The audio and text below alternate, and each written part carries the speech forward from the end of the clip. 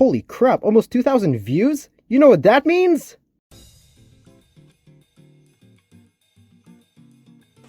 Fandoms aren't exactly something I engage with a whole lot. Even though pretty much the entirety of my content will probably appeal to certain fandoms, I always considered these IPs more like conduits to build up my platform.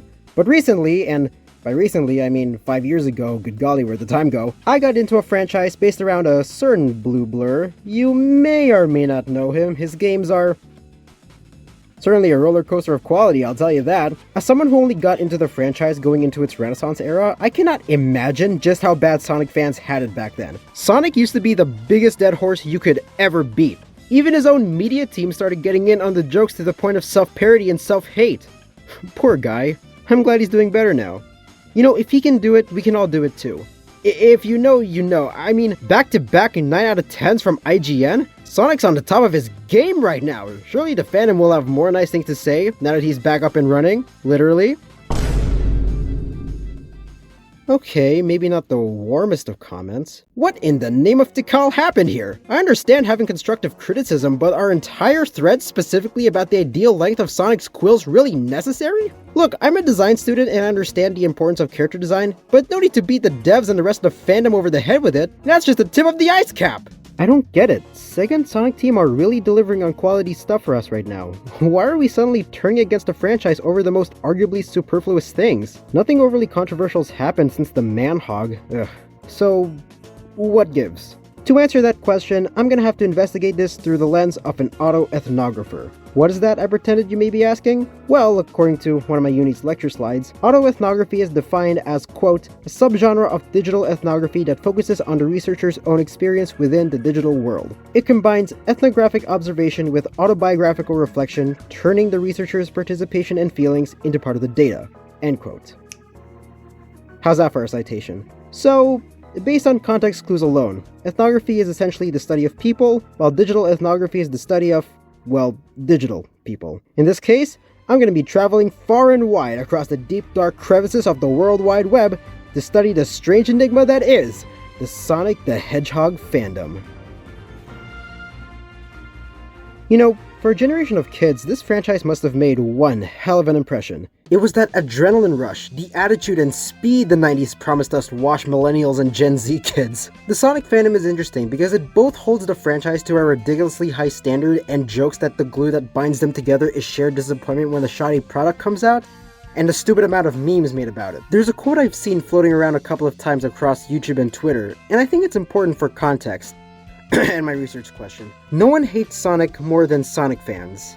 And that made me wonder, how does effective investment, that's effective with an A, shape the culture of critique and disappointment within the Sonic fandom? The answer? Emotional damage! And no, that is not an exaggeration, but let's step back for a minute. Or 12. Hypothetically, you might be wondering, Josh, what the hell is effective investment and why do you keep misspelling effective? First of all, I'm not, so hypothetically, shut up, it's effective, spelled with an A! Second of all, it's defined as, quote, an intense emotional attachment to a media object, end quote. And given the subject of this video, I'd say that's pretty accurate. While I was going through my research, and by research I mean binging an unhealthy amount of video essays on YouTube, I realized that there's an entire group of people within the fandom that existed long before Sonic did. Long before his genesis, if you will. And here I thought the fandom only consisted of autistic 20-year-olds. What are you looking at? You know, I can only imagine what it must have been like for the kids who were actually there to experience and love Sonic's very first adventure. That feeling of hitting a loop and letting go of the D-pad and watching him zoom across its hill that's looking a lot more like Sandhill right now, that was freedom. That experience, that feeling of being Sonic is what they carried, even after all these years. That nostalgia became the effective investment that continues to bind the fandom more than 30 years later. And then there's that rough transition to 3D that critics in the 2010s won't shut up about. Whoa, Sonic in 3D? This game's gonna be great! Wait, these superpowered animals can actually talk? Ew, why are their faces moving like that? Whoa, who's the new hot topic in town? He's pretty cool. Wait, why does he have a gun? Hey, who's furry Kyle Reese over here? He's pretty cool. Why does everything he can do control like sh**? And this is where the contract starts to fracture. Sonic fans lost that feeling of being Sonic. Okay, I'll stop. And the only thing they could do was just passively consume the change. But the beast that broke the Hedgehog's back was when the games didn't just start becoming different, but fundamentally broken. In more ways than one. Oh god. What? Huh? 3rd to 8th is crazy. Wait. 3rd place to 8th is crazy. I'm a boat! I'm a boat on land! Go Sonic. Oh No! What? What the heck, bro? Snug PO6 Shadow Storm. Huh? What? Try harder? Try harder? Get out of the way. If you don't make this, I swear to God. Oh, I swear to God. Why are you jumping? I didn't jump.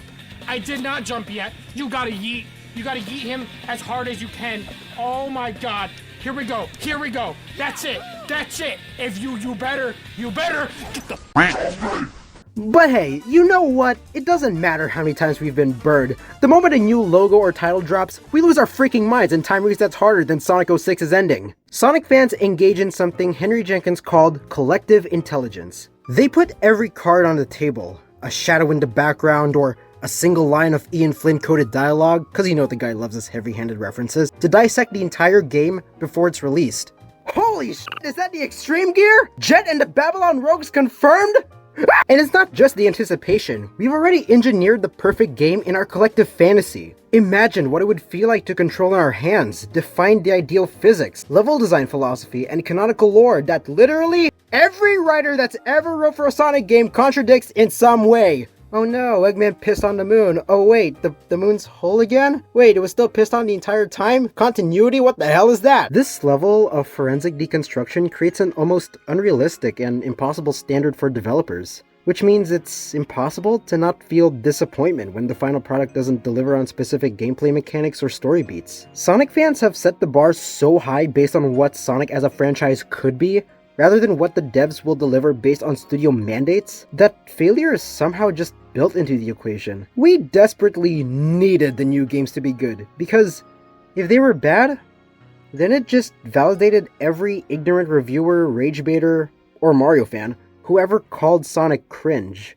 Case in point, the first gameplay reveal of Sonic Frontiers. I revisited the first couple of released footage and tracked my own reaction and cross-referenced it with the fandoms via the comments. I hadn't really kept up with the game's marketing at the time and actually hadn't played Frontiers myself up to this point, so I was already going in with fresh eyes.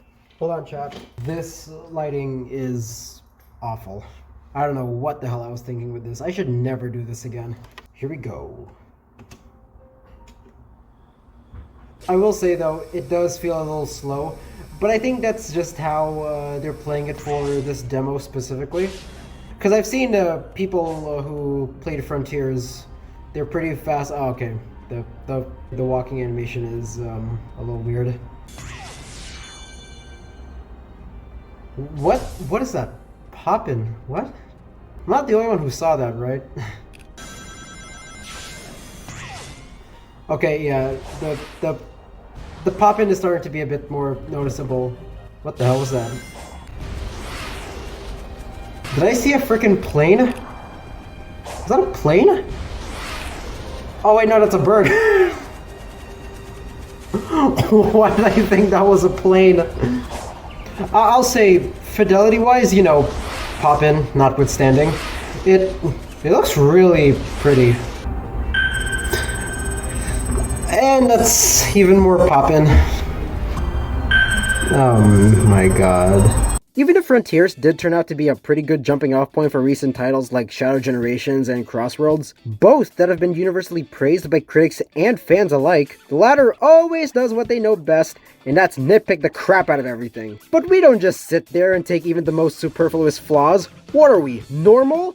No, instead, we move to what's known as the creative hubs, where our tagline is, it doesn't matter how good Sonic is now, we still know better. We'll spend hundreds of unpaid hours developing a superior product because our effective investment demands it!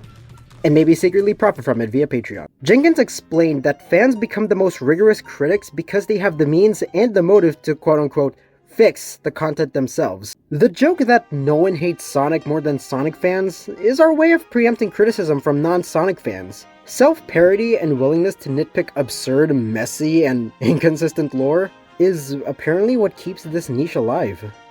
It's not entirely unwarranted to love something flawed without being seen as naive, which is a sentiment that's been lost to a much more optimistic time. Okay, so maybe I was exaggerating at the beginning of this video, and so is the notion that no one hates Sonic more than Sonic fans. They're not defined by whatever Sega spews out, no matter how good or bad they may be. They're defined by the collective, effective investment of its audience.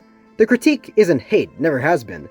It's a measure of love for the franchise that's become so intense because of the dark times that the franchise has been through, that it's become somewhat toxic even after the movies and Frontiers brought life back to the series. Like seriously, people miss the more darker side of Sonic lore so much that they literally cheer whenever they see Maria get oofed in some way. Look, I'm glad Sonic stories have their edge back, but isn't cheering for a little girl being a casualty of military violence just a little bit in poor taste right now? The Sonic the Hedgehog fandom is a messy, deeply personal place to belong.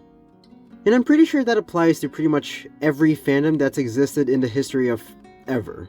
It's okay to share your reservations about something you love to the world. Just be nice. Cool? Cool.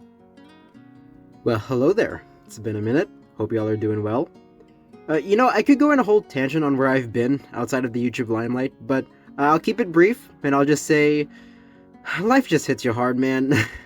That's literally it. Nothing overly dramatic, but going into my first year at uni, I definitely got a lot better at managing everything in my life, so I thought I'd do the whole content creating thing another fair shake.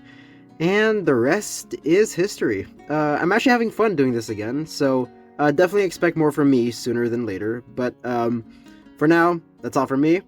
Thanks for watching, and I'll see you folks next time.